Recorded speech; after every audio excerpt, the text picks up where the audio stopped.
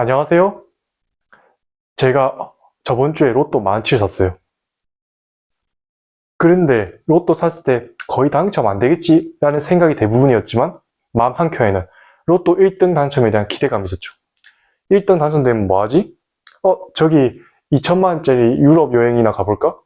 아니면 돈 더 모아서 서울 아파트 평균 매매가가 14억이라는데 저거 사볼까? 라는 이러한 온갖 상상을 하며 일주일을 보냈어요. 그리고 대망의 토요일 오후 8시 35분 로또 생방송을 딱 봤죠. 그래서 하나하나 확인을 해봤지만 결국에는 아무것도 당첨 안 됐더라고요. 이렇게 저처럼 가끔씩 로또를 사는 사람도 있지만 아니면 매주 주기적으로 로또를 사는 사람도 계십니다. 왜 우리는 이렇게 로또가 당첨될 확률이 아주 낮은 것을 알면서도 로또를 살까요? 이는 스키너라는 행동심리학자에 따르면 바로 로또에 의해 강화되었기 때문이라고 볼 수 있겠습니다. 이게 무슨 말일까요? 이를 이해하기 위해서는 스키너의 조작적 조건 형성에 대해 이해할 필요가 있습니다. 이에 대한 자세한 설명은 윗 영상을 참고해주세요. 스키너는 바로 우리가 강화와 처벌을 통해 학습을 한다고 보았습니다. 이게 무슨 말이냐? 예를 들면 부모님이 이제 자녀에게 공부를 시키기 위해서 시험 성적을 잘 받아올 때마다 용돈을 준다고 생각해 봅시다. 그러면 이 자녀는 더욱더 용돈을 많이 받기 위해서 시험을 더 잘 치르려고 노력을 할 것이고, 그에 따라서 이제 공부를 더 열심히 하도록 학습이 될 것이죠. 이것이 바로 강화를 통한 학습입니다. 반대의 경우도 생각할 수 있겠죠. 바로 처벌을 통한 학습이죠. 예를 들어 자녀가 다른 사람 물건을 훔친다든지 이러한 잘못된 행동을 하면 부모님은 벌을 주겠죠. 예를 들면 손 들고 서 있다든지 아니면 게임을 못하게 한다든지 이러한 벌을 줌으로써 아이가 잘못된 행동을 하지 못하도록 자녀에게 학습시킬 수가 있는 것이죠. 이런 것은 잘못된 행동이 하지 말아야 된다를 자녀에게 학습을 하게 하는 것입니다.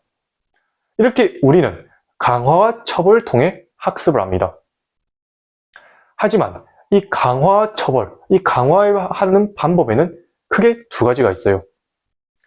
이 두 가지를 살펴보도록 하겠습니다. 첫 번째로는 바로 계속적 강화 계획입니다. 이 계속적 강화 계획이란 바로 반응마다 강화를 하는 것을 의미한대요.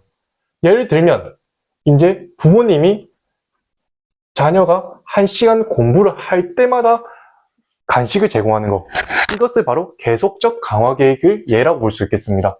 즉 무엇이다? 반응마다 강화하는 것을 의미한다.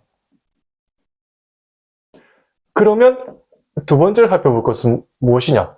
요거와는 좀 대비되는 거겠죠. 바로 반응마다 강화를 하는 것이 아닌 어떤 시간이 도달할 때마다 혹은 어떤 특정 횟수에 도달할 때 강화물을 제공하는 것을 의미합니다. 바로 이것이 바로 부분적 강화 계획인데요. 부분적 강화 계획은 앞에서 말했던 계속적 강화 계획과는 반대로 어떤 특정한 시간 혹은 어떤 특정한 횟수에 도달해야지 강화물을 제공하는 것을 의미합니다. 여기 근데 부분적 강화 계획에는 좀 더 뭐가 많아 보이잖아요. 즉 계속적 강화 계획은 우리가 쓰기가 좀 어려워요. 어떻게 그 1시간 딱딱 측정해서 1시간마다 딱딱 강화물을 제공할 수 있겠어요? 그래서 우리는 계속적 강화 계획보다는 부분적 강화 계획을 훨씬 많이 씁니다. 그렇기 때문에 이 부분적 강화 계획을 스키너는 4개의 경우로 더욱더 세분화시켰죠. 바로 비율과 간격에 따라 크게 두 가지로 나눌 수 있고, 그에 따라서 각각이 또 두 가지로 이렇게 나눌 수가 있는 거죠. 그래서 첫 번째로 볼 것은 바로 고정 비율 계획입니다. 고정 비율 계획. 여기서 비율이란 말을 다른 말로 하면 횟수의 의미한대요. 그럼 이걸 무슨 말이냐? 고정된 횟수에 도달할 때 강화물을 제공하는 것을 의미합니다. 즉 고정된 횟수. 이는 무엇을 예로 들 수 있냐? 바로 쉽게 예를 들자면 인형 눈알 붙이기죠.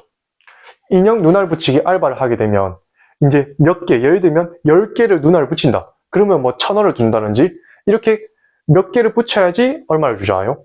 이것이 바로 고정 비율 계획의 쉽게 설명할 수 있는 예라고 볼 수 있겠습니다.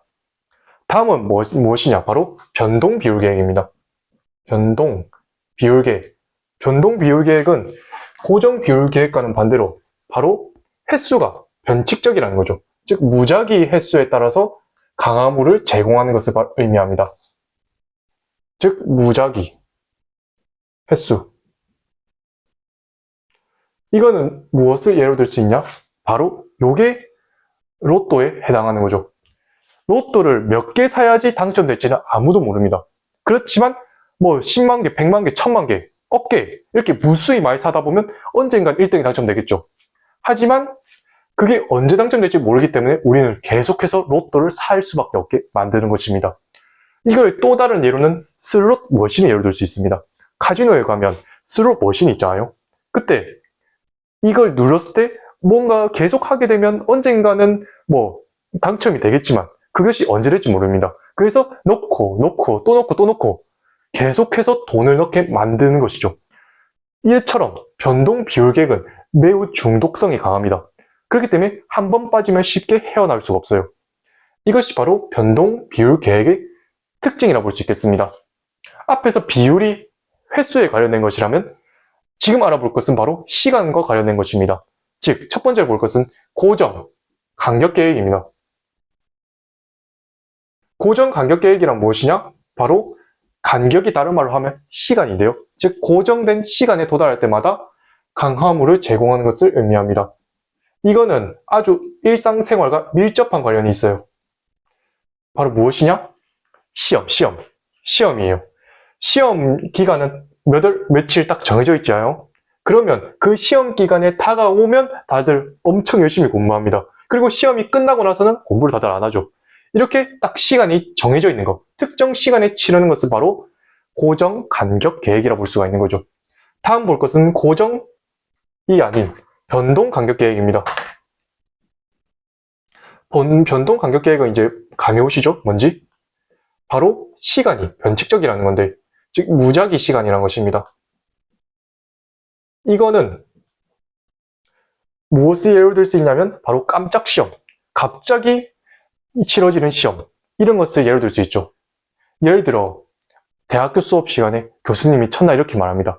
우리는 중간 기말이 없어요. 대신에 우리는 쪽지 시험을 대체할 겁니다. 하지만 이 쪽지 시험 언제 칠지 몰라요. 언제든지 준비를 해놓고 있어야 됩니다.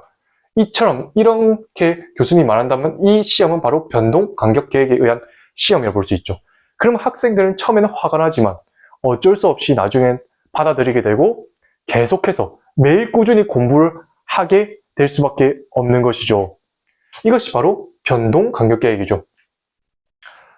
이렇게 네 가지 부분적 간격 계획에 대해서 살펴보았습니다. 이제 이걸 다시 한 번 더 이제 그래프를 통해서 요약해서 설명해 보자면 고정 비율 계획 같은 경우에서는 어떤 특정 횟수마다 강음을 제공하는 거잖아요. 즉 인형 눈알 붙이기면 10개를 할 때마다 1,000원이 제공하잖아요. 그러면 계속해서 이 그래프 자체가 누적 반응 그래프입니다. 누적 반응. 즉 계속해서 이 반응의 횟수가 누적돼서 그래프가 그려지게 된다는 거죠. 여기서 보면 이렇게 계속 활동하다가 강음을 딱 제공됐을 때 이럴 때 살짝 쉽니다. 쉬었다가 계속 열심히 하다가 쉬었다가 열심히 하다가 10개를 줄 때마다 쉬게 되는 것이죠. 이것이 바로 고정 비율 계획의 그래프로 볼 수 있겠습니다. 변동 비율 계획의 그래프는 어떻게 되냐? 쉬는 때가 없어요. 왜냐? 슬롯머신을 생각해보면 알 수 있습니다. 이게 언제 당첨될지 모르잖아요? 쉴 수가 없죠. 쉴 수가 없어. 바로 계속하게 됩니다. 조금 쉴 수 있죠. 약간 쉬겠지만 거의 계속합니다. 고정 간격 계획과 변동 간격 계획의 그래프는 어떻게 나타나냐? 누적 반응 그래프가 비율 계획보다는 좀 더 그래프 크기가 완만해지게 됩니다. 이를 쉽게 설명하면 이 횟수에마다 하는 것은 사람들 좀 더 이 정도 하게 되면 이 정도 결과를 얻으니까 좀 더 열심히 하는 반면 시간에 따라서 예를 들면 이거는 월급을 올 수 있겠죠. 일정 시간만 일하게 되면 예를 들어 한 달 동안 일만 하면 특정한 날짜 월급이 제공돼요. 그럼 좀 사람들이 더 일을 덜 하게 됩니다. 그래서 비율 계획보다는 간격 계획 그래프가 좀 더 완만해지는 것이죠. 고정 간격 계획의 그래프는 부채꼴 모양의 형태를 띠게 됩니다. 왜 그러냐? 시험을 보자면 시험이 다가올 때 이렇게 열심히 공부하고 또 시험 끝나면 안 하다가 다가오면 열심히 공부하고 안 하다가 시험이 또 다가오면 열심히 공부하고 이래서 부채꼴 형태의 그래프가 나타나죠. 변동 간격 계획은 이와는 반대로 약간 변동 비율 계획인데 그래프가 완만하다는 느낌을 볼 수 있겠습니다. 왜냐하면 이건 꾸준히 공부를 해야 되잖아요. 시험이 언제 치를지 모르기 때문에. 그렇기 때문에 꾸준히 공부를 하지만 변동 비율 계획에 비해서는 좀 더 반응을 적게 하는 그래프 크기가 완만한 모습을 볼 수가 있겠습니다. 지금까지 이렇게 조작적 조건 형성의 계속적 강화계획, 부분적 강화계획, 강화 계획에 대해서 살펴봤습니다. 여러분, 이걸 마치면서 제가 하고 싶은 얘기가 있습니다. 제가 친구들이나 이런 걸 주변 친구들을 보면 대부분이 다 심리학에 대해서 잘 모르더라고요. 그래서 제가 심리학과라면 그게 뭘 배우는 학문이지? 라고 이렇게 얘기하는 친구들이 많았습니다. 그래서 저는 이 유튜브를 통해서 유튜브를 보시는 시청자분들은 조금 더 심리학에 많은 관심을 가지고 심리학에 대한 오해를 많이 풀었으면 좋겠습니다. 왜냐하면 이런 심리학은 사실은 우리 생활과 아주 밀접한 관련이 있거든요. 여기 보시면 이것도 다 로또, 우리 일상생활 관련돼 있고 이것도 시험, 그리고 월급, 이런 것들이 다 심리학은 일상생활 밀접한 관련이 있습니다. 그렇기 때문에 더욱더 많은 관심을 가지고 심리학에 대한 오해를 많이 풀었으면 좋겠습니다. 감사합니다.